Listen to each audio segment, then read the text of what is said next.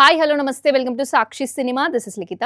ప్రముఖ సినీ దర్శకురాలు సుధా కొంగర్కు మద్రాస్ హైకోర్టులో భారీ ఊరట లభించింది. శివ కార్తికేయన్, శ్రీలీల జంటగా ఆమె డైరెక్షన్లో వచ్చిన పరాశక్తి సినిమా సంక్రాంతి కానుకగా రిలీజ్ అయి బాక్స్ ఆఫీస్ వద్ద పరాజయం పాలైన సంగతి తెలిసిందే. సినిమా ఫ్లాప్ కావడంతో సినిమా నిర్మాణ సంస్థ డాన్ పిక్చర్స్ సుధా కొంగర్కు ఇవ్వాల్సిన 8.39 కోట్ల పారితోషికాన్ని ఎగ్గొట్టడంతో ఆమె న్యాయం కోసం మద్రాస్ హైకోర్టును ఆశ్రయించారు.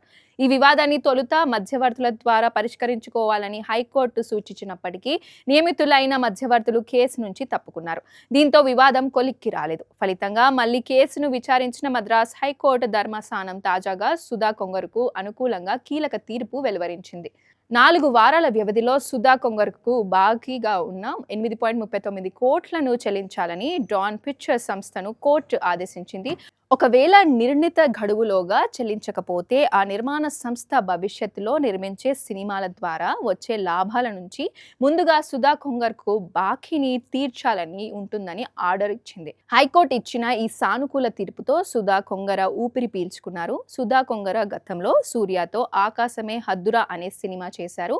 ఈ మూవీ పాన్ ఇండియా స్థాయిలో బ్లాక్ బస్టర్ గా నిలిచింది.